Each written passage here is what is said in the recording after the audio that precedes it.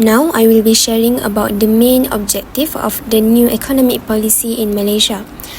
The NEP was introduced in 1971 after the May 13 racial riots tragedy. It was a long-term plan to reduce poverty and fix the economic gap between races. So the goal was to create unity and ensure all races could grow together. Move on to the first goal, which is to reduce poverty for all Malaysians, especially for the Bumiputra community.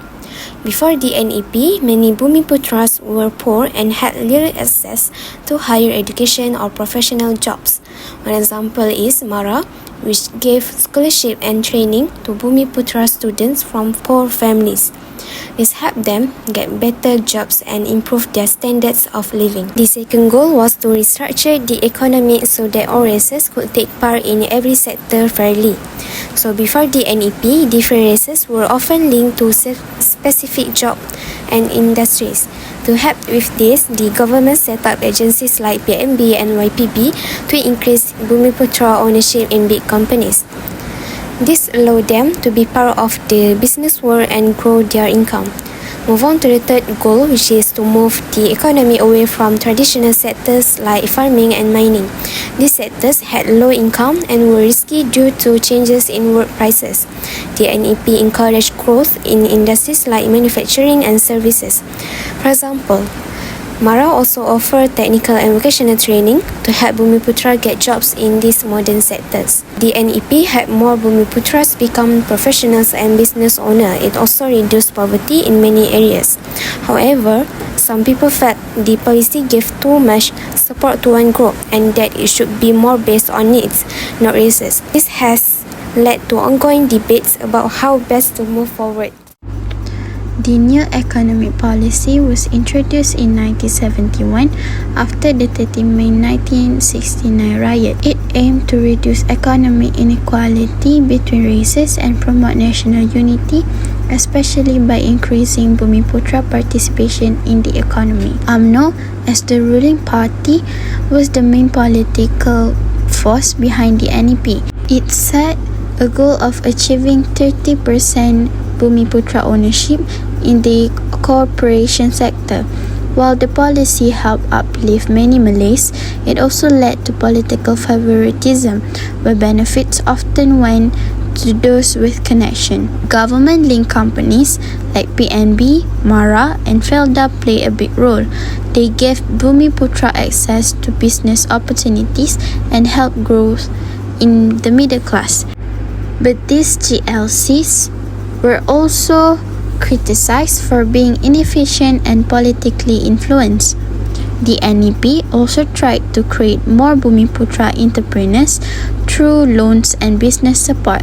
However, many lacked experience and some turned to Alibaba partnerships where a Malay name was used to gain contracts while others ran the business. Non-Bumiputra communities, especially the Chinese and Indians, felt marginalized as they were excluded from many opportunities. This caused tension and raised questions about fairness. In short, the NEP helped reduce poverty and increase Malay economic participation, but also led to inequality, inefficiency, and racial resentment. The challenge now is to build policies that are fair and inclusive for all Malaysians. Now, let's look at the issue related to the new economic policy. The first issue is economic dependence, especially on oil and gas. This makes the economy unstable when prices drop. Next is slow diversification. Malaysia is still to focus on traditional sectors and other industries like tourism and tech grow slowly. There are also cost and benefits issues where some government programs require large spending but give long-term return. Lastly, we face inequality and rising living costs. The income gap remains wide and many people struggle with daily expenses. These issues show why the NEP brought progress. There are still big challenges that need attention. So now, let's look at the strategies that the government can do. The first strategies is to help eradicate poverty. How can the government help eradicate poverty? Government has implemented a range of programs and policies to eradicate poverty, especially focusing on vulnerable groups and rural communities.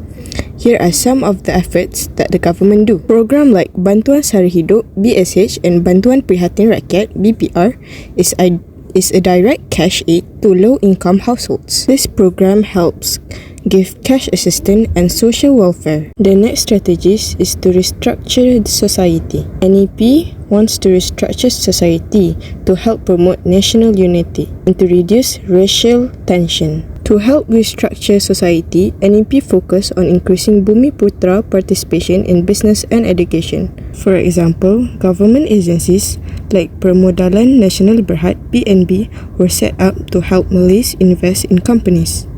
Moreover, in education, NEP provides scholarship, university quotas and MARA colleges to boost the number of Malay professionals like doctors, engineers and lawyers. Thanks to this effort, we now see a more balanced society where Malays are better represented in various sectors. Next strategies is government coordination. It is when government agencies and ministries work together to achieve the NEP goals, and it is to carry out specific NEP objectives. For example, FARAH is an agency that is working under one coordinated plan led by the government to carry out the NEP effectively.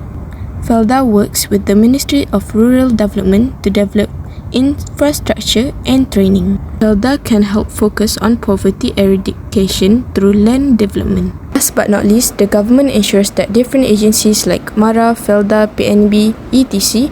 don't duplicate efforts but instead complement each other to help the NEP be more effective.